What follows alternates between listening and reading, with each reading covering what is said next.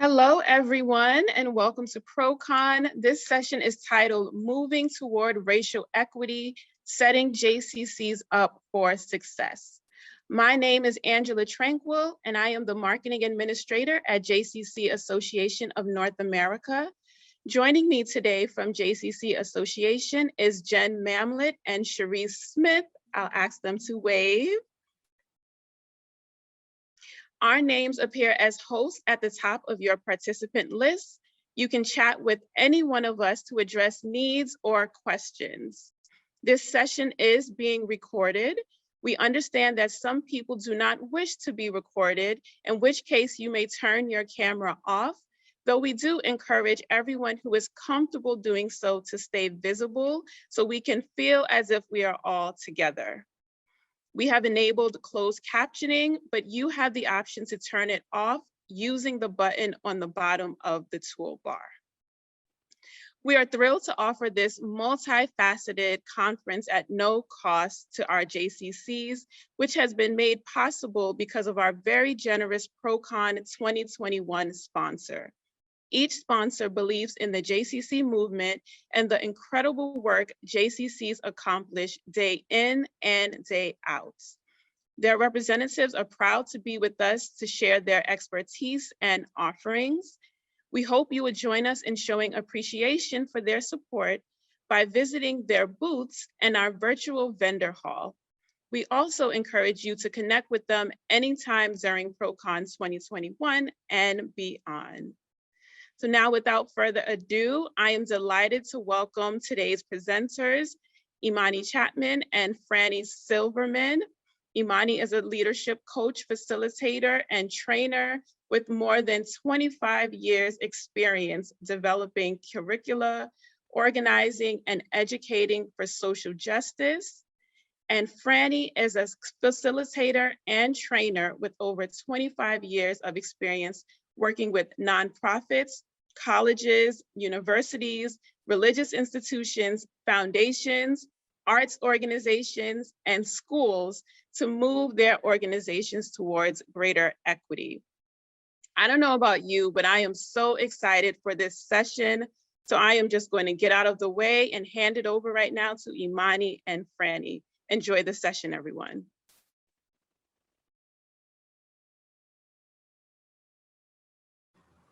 Thank you so much.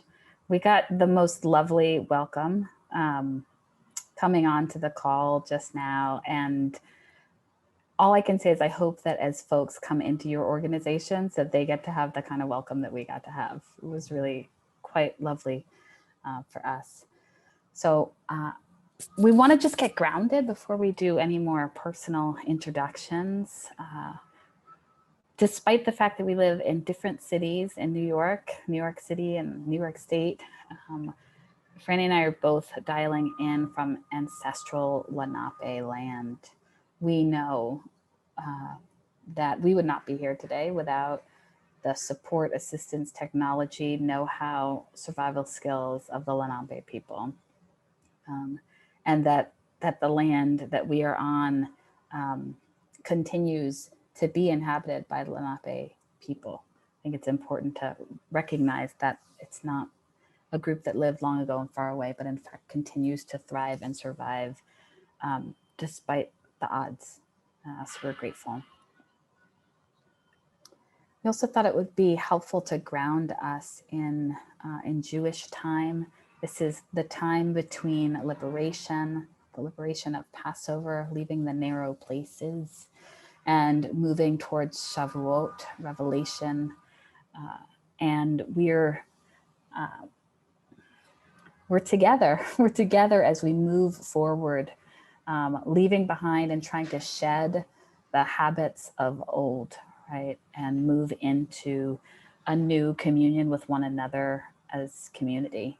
So during this time, we count the Omer. Omer is a measurement.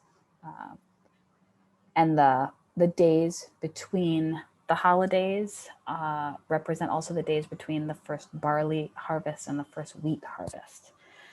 And as we're in this period, we do a lot of focusing on what are the qualities that we want to cultivate within ourselves and within our communities. this particular day, at least in the East Coast of the United States, is Tiferet Shebehod, which is about compassion in humility. So it's really wonderful to be here. My name is Imani Romney Rosa Chapman. And one of the principles that guides me in this work is Elu ve'elu, which is both and.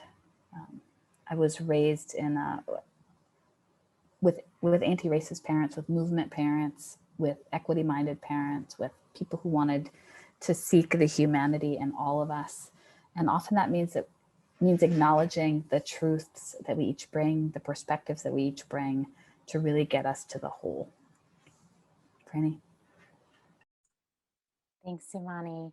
My name is Franny Silverman, she, her. Thank you so much, Angela and Charisse. And I need, it starts with a J, Jennifer, for welcoming us, as Imani shared. I am a white Ashkenazi Jewish person. And that is an identity that I have carried my whole life, though I didn't know it always. And my understanding and coming into understanding my own whiteness and how I move through the world as a white person is something that I was taught by many teachers, really with a lot of compassion, by white people, actually, and as an adult. And I come with holding that humility and with compassion for my younger self and my future self. And I want to offer that what steadies me and grounds me in this work is a Jewish principle or Jewish notion of Ein Sof, which means there is no end, and it is a mystical name for God. Now, I have a dynamic relationship with the divine, and maybe you do too. And I know this is JCC and it's not really religious and it's a whole thing. But for me, the notion that there is no end is humbling, is full of possibility, is grounding in the ongoing work of dismantling systems of oppression and building a world that I want for my kid and for Imani's kid. Mine's white versus Black, and for all of us to live in together. So I'm gonna move us forward. So this workshop is a little bit different from the ones that we usually do. In fact, we've actually never done this one before, but we were really excited by the opportunity for it. But we wanted to offer this is the grounding work culture that when we present, we always bring with us. This is the culture that we are working in, me and Imani, and we want to offer it to you. So I'm going to go through things rather quickly, though. We're going to start at the green, facing challenging truths. When I say, I'm going to say that out loud, and I want you to notice how it lands for you. And if you have a reaction in your body or in your heart or in your emotional space when I say, facing challenging truths.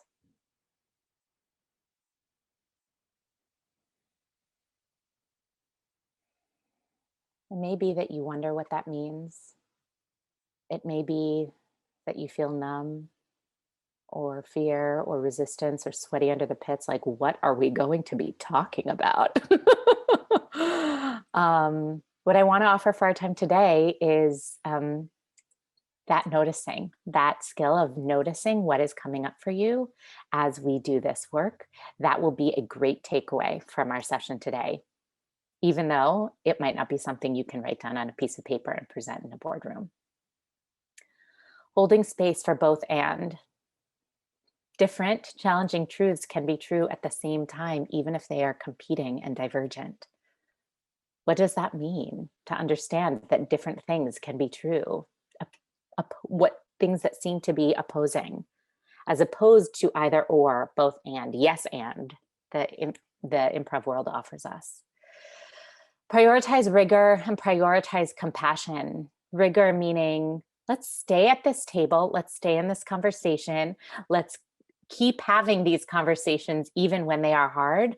Let's continue to challenge our own selves inside this. All of us, whatever our racial identity is, right? We all have challenges inside what this work is, the work of diversity, equity, inclusion, racial equity, anti-racism. And can we do so with compassion for ourselves, for the people around us? How do we hold our fury with compassion for ourselves? How do we hold the fury of others with compassion for them? There's so many different ways. Our shame, right? And stay in it rigorously, steadfastly. We have an hour. This is exercise body agency. If you have to pee or get a tea or, stretch your body, move your body, this is a conference, do those things. Stay as present as you are able to stay. We want you here with us, and we want you to take care of your needs.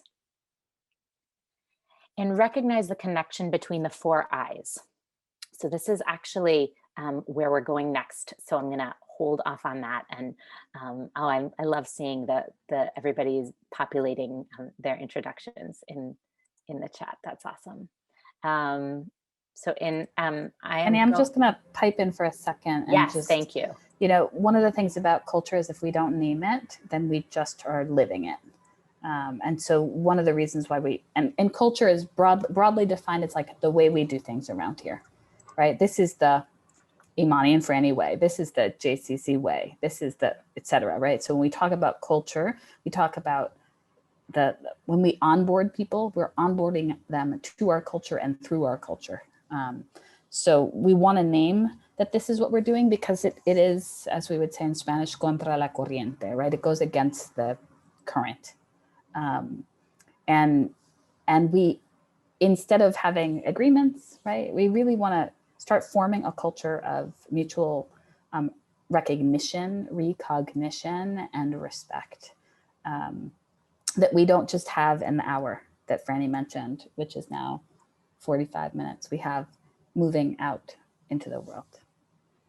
So I'm going to move you to the 4 I's. Yeah. Yeah. Thank you. Thank you for that, Imani. And that I just want to emphasize the consciousness around culture, that culture exists. I think you said this, but I want to underline it for the JCC population, right? Culture exists whether we're conscious of it or not. How are we consciously creating culture that is aligned with our mission? And what are the cultural patterns that we might not even be aware of, and how do we start to reveal them? So we are using what are called the 4 I's of oppression. Some people know them as 3 I's. We're using the 4 I version as kind of a map for how we're going to unfold our work today with you. And they are individual or internalized, which are how I am showing up, and or how something is impacting me and how I embody that.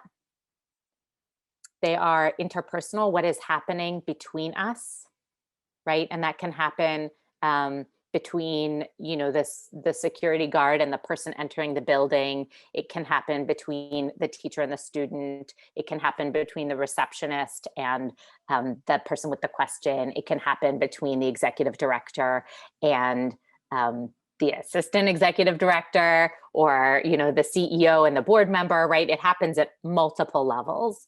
Ideological, these are the ideas that we're swimming in, that the world is offering us, right? Whether or not we are aware of it, and that are moving through us. And some of them we might be aware of, right?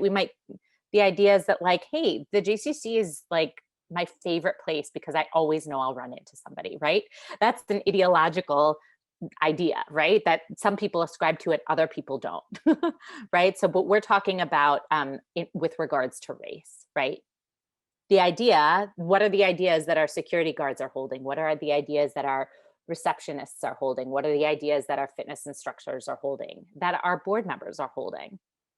How does racial identity impact those? And the reason that we put institutional here in the center or structural is because we're talking about institutions when we're here, right? Like you are all coming here in connection with an institution, a JCC that is connected with within a larger structure of JCCs, like that are all connected with each other, JCCA, inside the institutions of your individual cities, inside the institutions of your states, of this country, right? And how these ideas and these interactions and these notions are moving through all at the policy level, at the culture level, all of those places. So that's the framework through which we're going to look at this. And the end of Canada, of North America, yes, thank you. So we're going to move forward. That's just to let you know kind of the framework that, and that's enough for you to know right now. There's a great video that I dropped in the chat that you can watch later. It's, I think, under 4 minutes. It'll give you some more specific information. So, yeah, we have 3 kind of legs, and after each one, we're wanting to form questions. So as you are thinking, don't think that we're just going to run forward without you. We're wanting to run forward with you. Just wanted to share that. Yeah, thank you. And actually, in this moment, I want to invite each of you to, open a new window or take out a piece of paper, the back of an envelope, and write down a question or a feeling or a consideration that is already sitting with you, that's top of mind, that you came in here with.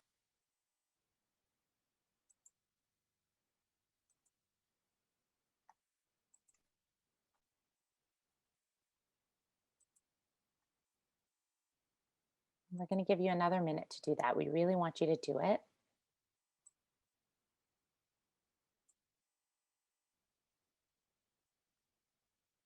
And if your question is a question that you feel like you want to ask in this space, put it in the chat now. We're not going to ask it immediately, but it'll be there for us, and we'll know we can have it as a marker to return to. Thank you, Imani.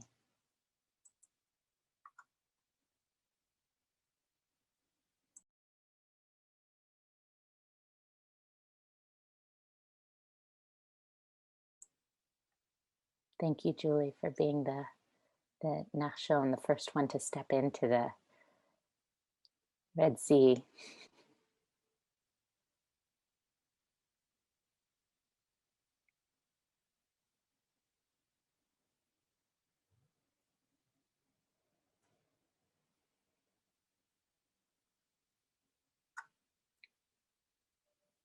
Yeah.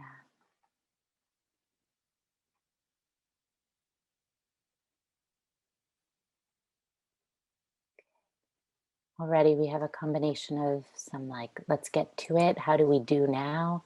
And some bigger philosophical questions too. So with that, I'm going to volley over to you, Imani. You can keep the questions coming in the chat.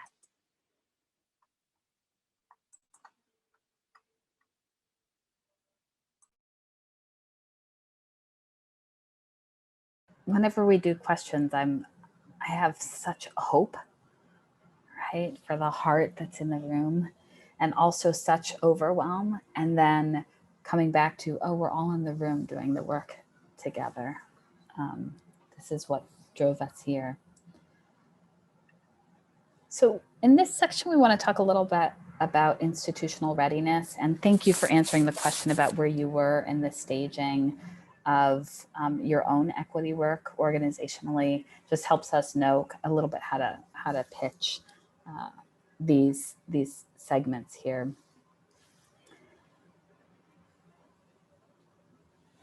So Franny and I got together and we were like, what are all the questions we wish folks would ask even before they might pick up the phone, or just as we're getting started, places where we've seen people skip over or fall down, and falling down is part of the journey, but we would like to save those falling downs for times when they can't be anticipated as much. So, we broke it down into these 4 categories. I'm going to talk about the first 2. Franny will talk about the second 2, and then we'll also receive more of your questions. And it bridges very well with the questions you've already begun to ask. So thinking about mission and history, I think often,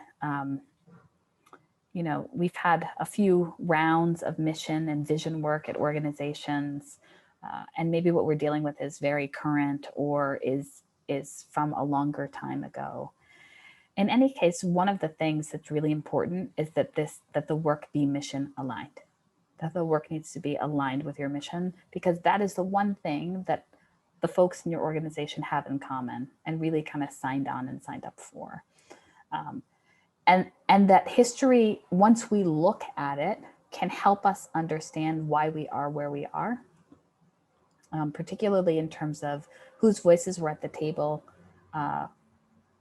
back in the day and whose voices are at the table now, and how to make elbow room and how to amplify the voices to get to a deeper we. The other thing to think about in terms of history is, like, what's the organizational history of change? What has the organization worked to change before? What was that like? What did you learn from it? How could those lessons be leveraged in this moment? By the time folks get ready to call in a team of consultants, a couple of things have happened. One is that people who have been experiencing marginalization on the inside have been communicating probably clearly and regularly, some of them, about what's going on. And so sometimes when we call in consultants, people feel like, but I already told you that, and now you're going to pay that other person to come in and tell us that, right? So that can be a frustration, especially as the consultant is getting onboarded, which is a process that takes time. And when some of us are holding urgency and others of us are coming to mindfulness about something that feels new. And so the question is, by the time you call someone like us, it's good to know what work has already been done, because to get to picking up that call and getting that budget line item or getting that grant or whatever it takes to get folks into the room, already a lot has been done. A lot of internal organizing has been done. So to get a sense from all of the different pockets of the organization, what is being done? Who is thinking about this? How are they thinking about it? And how is it being communicated? The other piece is thinking about timing, right? Timing and objectives. So we want to think about why now. That's a really big question that we ask. Why is this happening now? Is it because there's been some kind of friction, some kind of psoriasis, some kind of difficulty or challenge in the organization? During early COVID, we were seeing, like, we furloughed most of our folks, and most of those folks were the folks of color in our organization. What does that mean? What does that mean in terms of equity and diversity in our organization? The other piece is to be really, we're going to be using a kind of a smattering of vocabulary. We made a little bit of a acronym sandwich as we were thinking about this, because it's important to know to what extent we're talking about diversity or inclusion or racial justice or anti-racism. In a lot of ways, the mainstream Jewish world last summer got catapulted from diversity expectations or tryings to racial equity or anti-racism. And that is, there's a lot of stones in between those two. So just thinking about that. So being clear about what we want the outcome to be helps guide the entire process.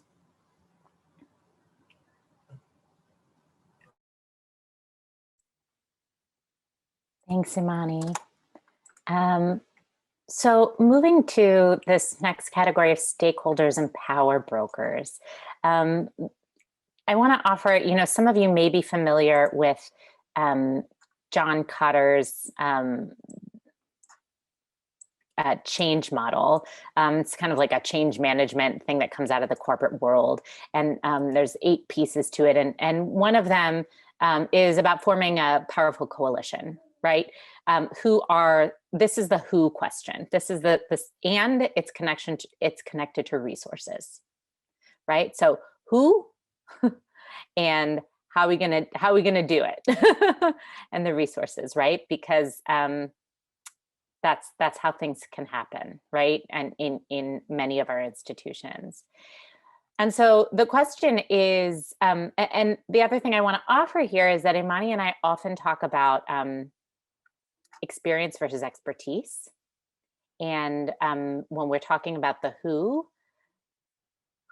is around the table? What are they bringing?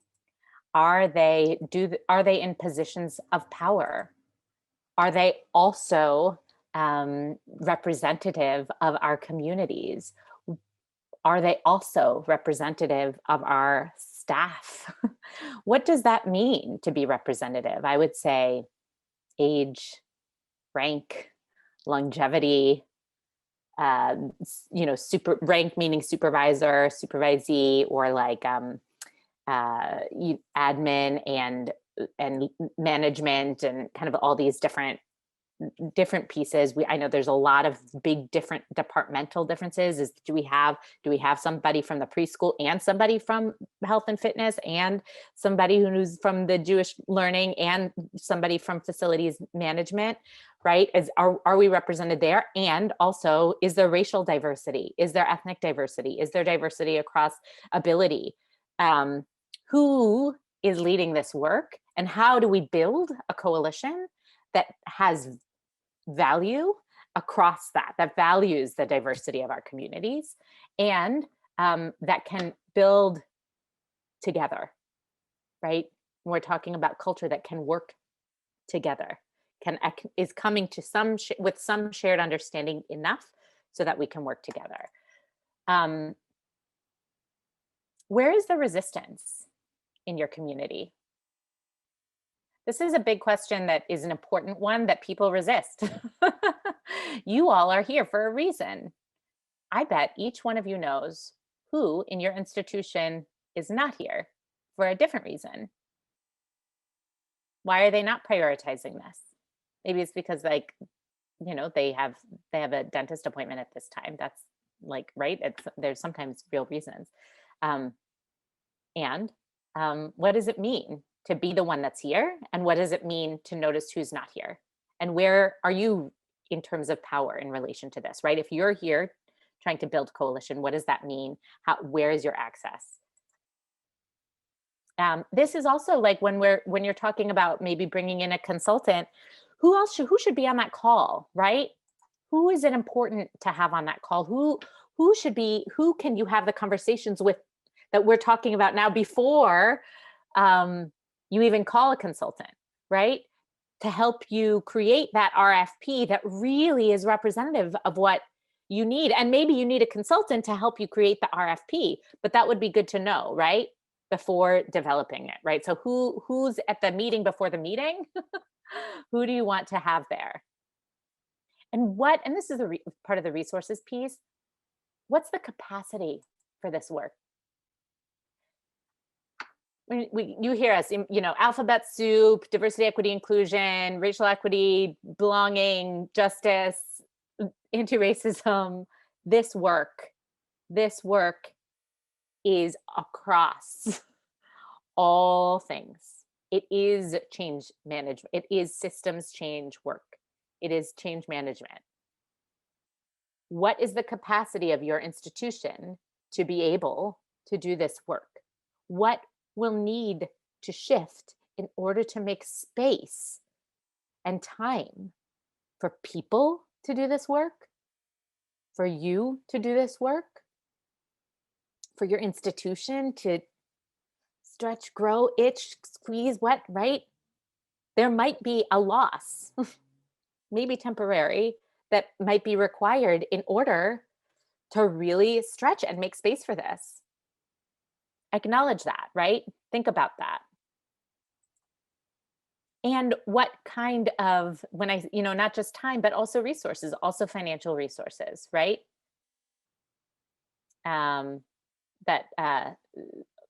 budget lines also often, equate to Value statements. value That's statements. You right. got it.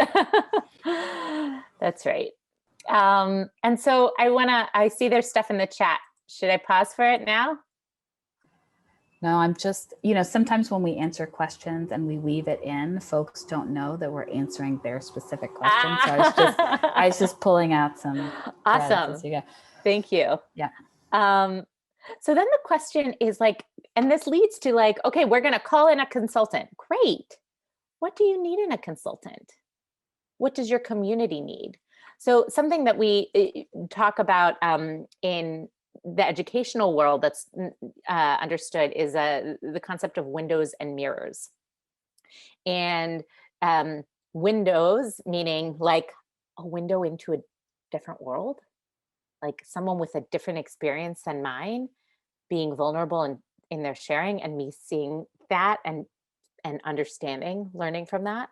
And sometimes what's needed is a mirror. A mirror. Oh, somebody who looks like me or shares some identities that can reflect back an experience that I know. I hope it's okay. I'm going to share something quickly, Imani, which is our conversation that you and I have had about anti-Semitism. And very briefly, we sometimes bring in anti-Semitism, white nationalism stuff, learnings into our spaces. And Imani said, well, you have more experience than I do with anti-Semitism because people see me as Black. I know a lot more about racism. I don't get anti-Semitism as much as I get racism.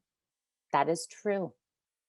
That moment for me was a window moment that Imani shared with me because we have relationship. And she was saying it actually to say, you, Franny, are a mirror in your whiteness, in your Ashkenazi-ness for a lot of our clients, right? So who are you looking for? And that's just from an identity place, right? Okay, I'm gonna pause here. Imani, free to add anything, and we can maybe do some question stuff. Yeah, that sounds good. I don't have anything particular to add at the moment. I think, well, I'm just reading through the chat. First of all, the questions are amazing. And I think one of the trends that we were noting was about the relationship between doing and being, right? Like, what can we do? I mean, I am amazing with a checklist, and a checklist won't change our organizations, and our organizations won't change enough if we don't have the checklist, right? So they really have to be in relationship with each other in terms of how am I showing up in this space? How am I being? How am I creating room instead of taking up room? How am I making room for others? Right? Our rabbi often will say, the most important part of the prayer shawl, the talis, or the tzitzit. To what extent am I looking at the fringes of my communal talis, right? Of my communal prayer shawl. And it's also one foot in front of the other, right? I would say root before you branch and blossom. Yeah, I want to add on to that one. There's some questions about like, how do we stay in this work, right? Does it not fall away and then we wait for the next tragedy? P.S. Tragedies are happening daily. Like, to the people that work in your institutions and the people that participate as members in your institutions.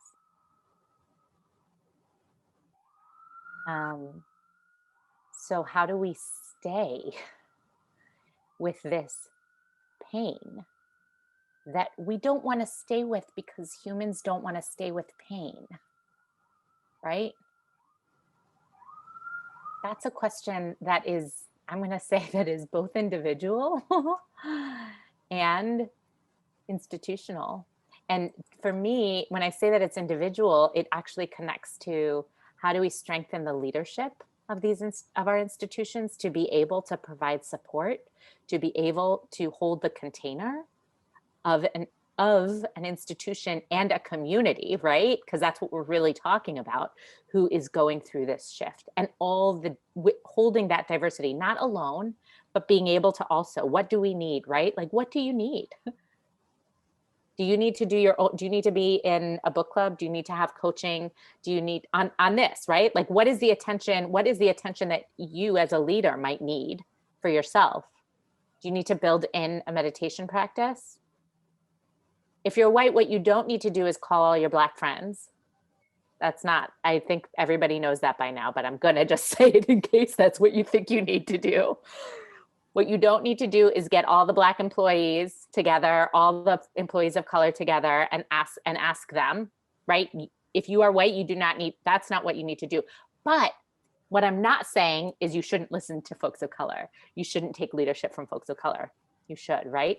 So how can that happen? What do you need in order to be able to be in a place where your institution is open enough, where people will share what is happening with honesty, because they know it will be heard, because they know change will happen, even though the last 3 other places that they worked, that's not what happened, right? So that's some of what we're working against. That's not any individual's fault here, right? Like, necessarily, like, I'm talking about culture, right? That's a cultural truth for many folks of color, for many, many, many folks of color, and other people too. Yeah. So Imani. Franny, I'm just going to say to you a couple of themes that we see often. How do we support justice when justice is seen as political, when people's lives and well-being is seen as a political issue?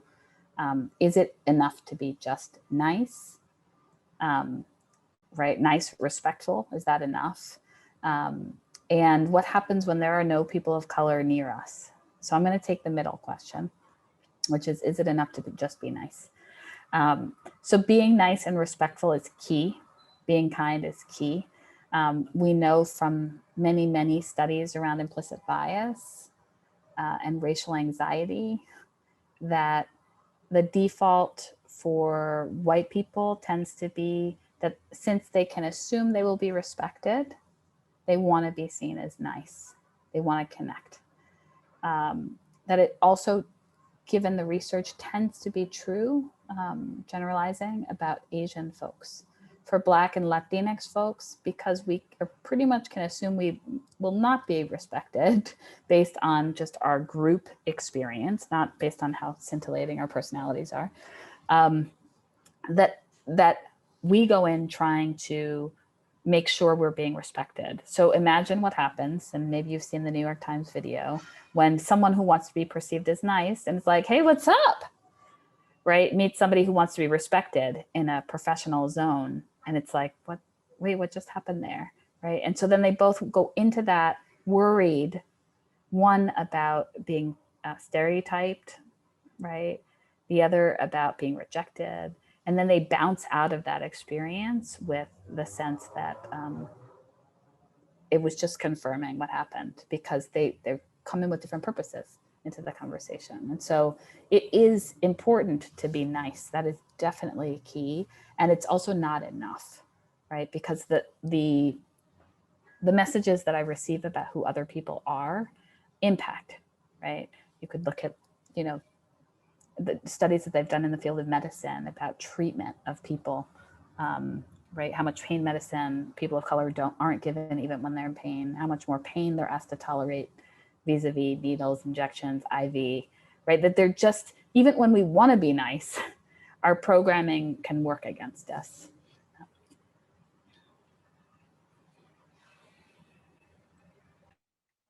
Thanks, Imani. I think maybe we should push forward. Yeah. Okay. And I'm gonna drop some resources. I dropped a link to these New York Times videos, one of which Imani was referencing. And I'm also going to drop a link to a book that is that Imani and I teach from all the time by Dr. Dolly Chugh, called The Person You Mean to Be. how good people fight bias. I'm not going to say more about it. You can read the Goodreads description just because of time. But we would need another hour to Yes, actually to that's say right. some good things about that. But dolly chug, dolly chug, dolly chug. Okay, that was good enough.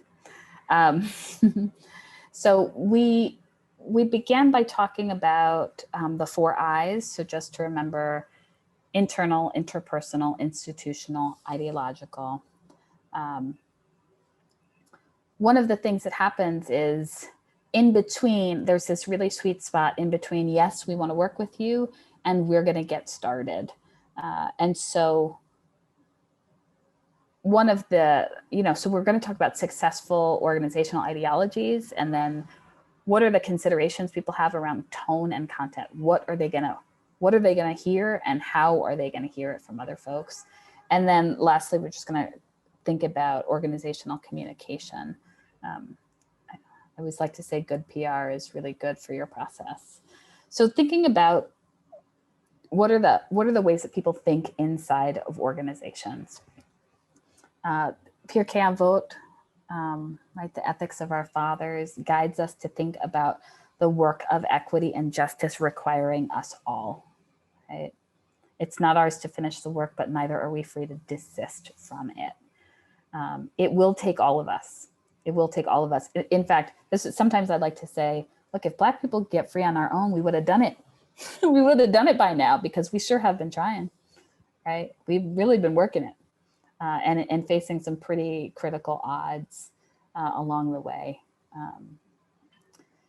The other piece is, John Powell, who works at the Center for Othering and Belonging at Berkeley, talks about getting to a bigger we, getting to a larger we. So we're not trying to edge anybody out of the community. That's so important to say. But we are trying to have everybody back up their chair by about a yard so that other people can fit into the circle for the benefit of us all, right? That we are going to make a bigger circle. We want to get to a larger we.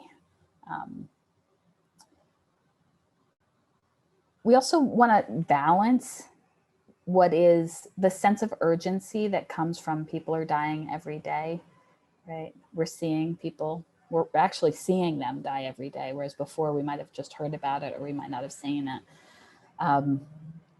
That there's that urgency that comes from, this is important, critical work, and we cannot stop passing the baton. We don't have to run the whole relay ourselves, but we can't stop passing the baton, versus kind of like the frenetic urgency, fix it culture that burns everybody out and doesn't last and doesn't center the experiences of the folks who are most impacted by it. The other thing I want to say, and I say this because I do this in Jewish space, but also not in Jewish space, this work, is that there's a way in which when I walk into spaces and I'm introduced as an expert, that it is challenging for me, because I think it communicates a few things. Simultaneously, conflicting things simultaneously. One, that I know everything, which is untrue. 2, that I did not have to work to know what I know.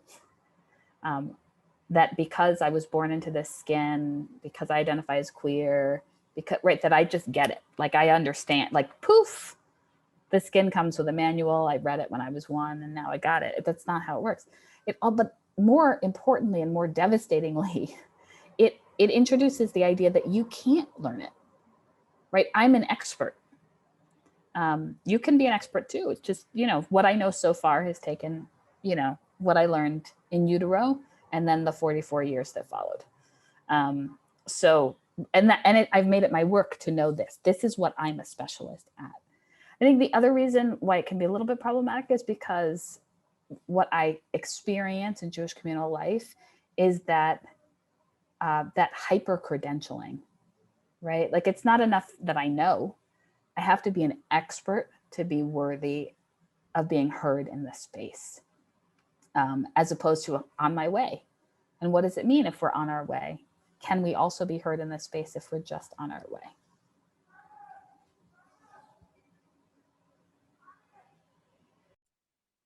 Thanks, Imani. This next headline, organizational considerations for tone and content. So, how is this mission supportive of, aligned, how is this work aligned with and supportive of your mission and your vision and your strategic plan?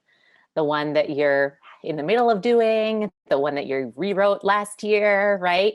That can be, those are some of the challenges, right? Some of the, right? Like, oh, but we already did a thing and now this is a different thing. And how are we, what are the ways?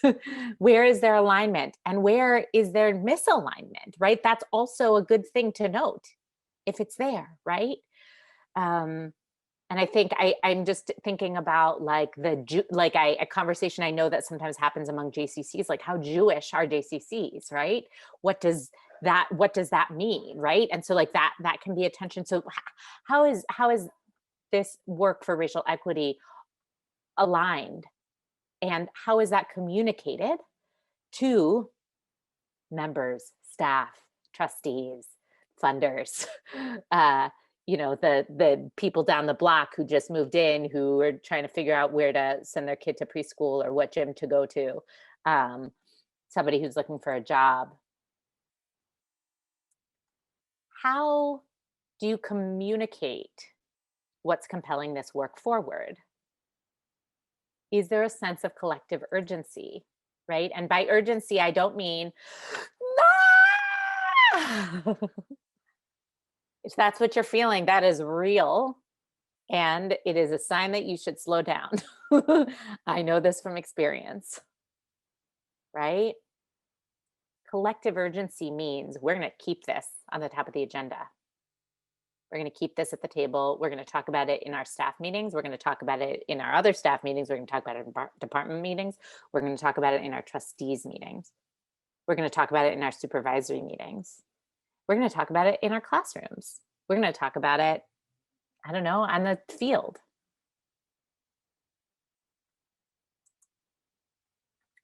So if you are bringing in training, which is a thing that is pretty standard because people are on different pages of things, which we will talk about, what is your culture around professional development?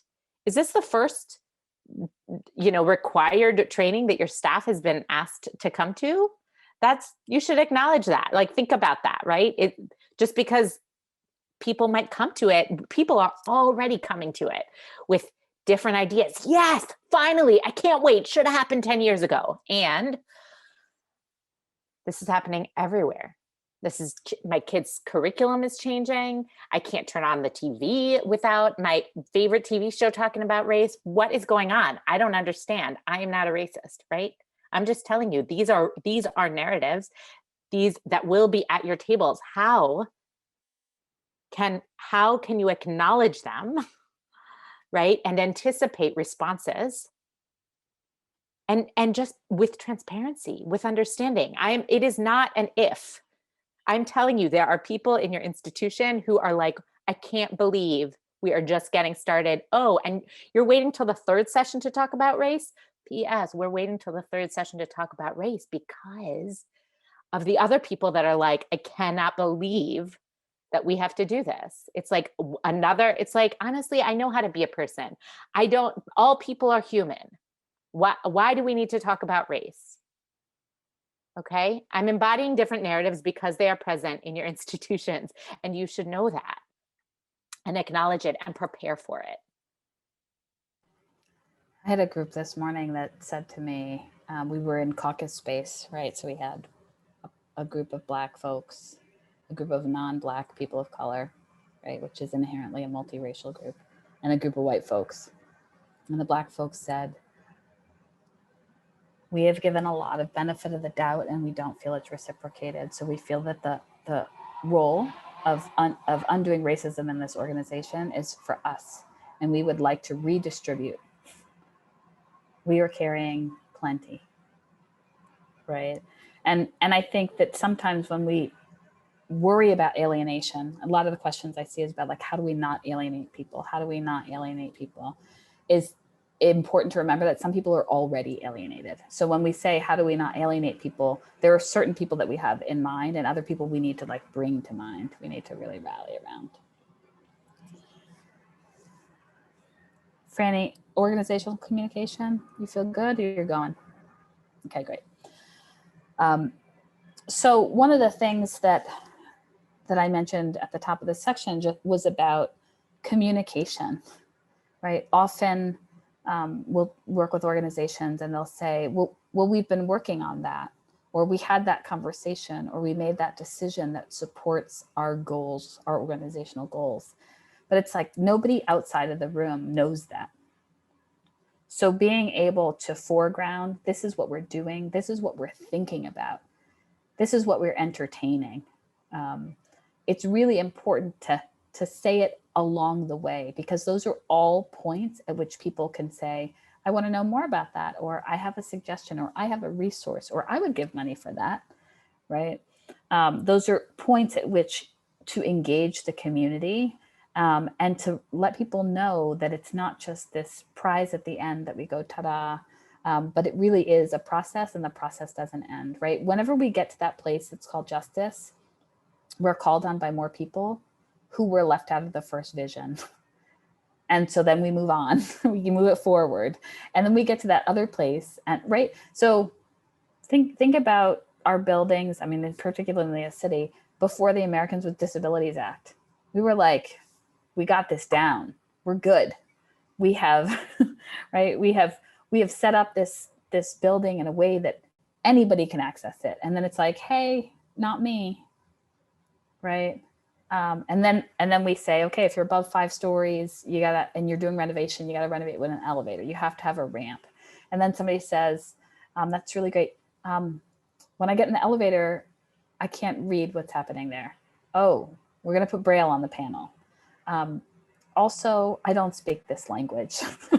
Oh, we're gonna put, right? So it's like, we don't arrive. We don't arrive until there's justice across the board. And so we want to let people know when we're at all of those junctures so that they can help us. We're not ever going to see it all. I'm not ever going to see it all. Those communication pieces are important, right? Publicize your own processes as you're going along. You can hold open hours with leadership, right? Have conversations. Conversation is not doing anything. Conversation is doing something. And you need to repeat a lot. People only get like 1% of what you say, right? Often, Franny and I will be presenting and somebody in the middle of it will say, and also, and it'll be something that I said and she said like 30 minutes ago.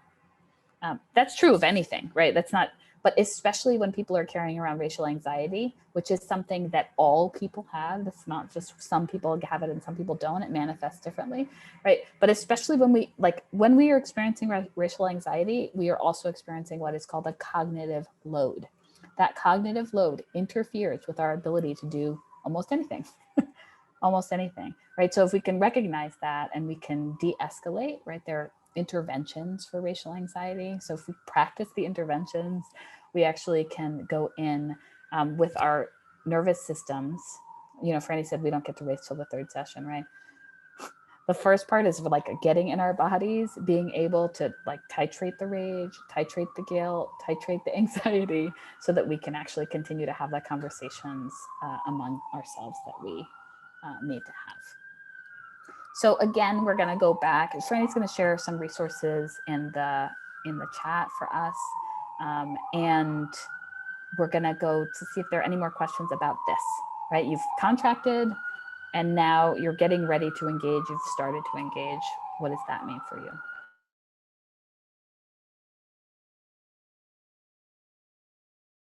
I skipped it. Sorry about that. Hold on just a second. This is me or you, Franny? I was, whatever. Let me do it. I'm going to do it quick. Yeah, I'm going to do it quick. Okay. Mm-hmm. What we are looking at, purple, like that purpley color, or whatever you want to call that color, transactional change. It's the one on the top. Then there's a steel floor. Green, transformational change. Transactional change, not bad. Transactional change programs are great. Panels of people bringing in Alana Kaufman and Yavila and Imani and like Rabbi Isaiah and like, you know, Dove Kent and like, yes, bring people in for panels, bring in that one woman show about racism, bring in like, have it. Have a JOC, Jew of color cohort, yes. And don't stop there, right? Bring in diverse staff, racially diverse staff, great. But if the transformational change piece isn't happening, what does that look like for retention? In your community programs, on your soccer teams, in your preschool, in your staff, right? So that's what, and that's all I'm going to say about that. This comes from the People's Institute of Survival and Beyond is the last thing I'm going to say, but I want to make sure, well, you know, we're closing out. You can add anything you want, Imani. Okay. Lingering questions. This is being a question about sharing the link. This is being recorded. So actually, if you'll have the access to the recording, which I think is probably the best way to be able to access all of this stuff. Yeah. If you have a question, I encourage you to put it in the chat or write it down, even if we don't have time to answer it, which we are likely not going to. And even if you already asked it, and even if you already asked it, of your chest. I also wonder, Angela or Charisse, maybe one of you knows, or Jennifer, if we can, if people can save the chat, because those questions, so good. Sit with a friend and be like, look at all these questions that came. What do we think the answers are? You know, bring it to a small team, right, of folks, and just ask each other, right? This can surface conversations, and those conversations should happen in order for you to think about what the next steps are that you know that actually are unique to your institution in your community. New York City is not the same as Iowa City, is not the same as San Antonio, is not the same as, you know, Portland, Maine, or Seattle. So I just want to note Lev's question about motivation. I feel like, Franny, you'd probably be a better position to answer that, because my motivation is my survival. I would say briefly, though, that one of the ways to stay motivated is not to try to barrel through, and to do it in community.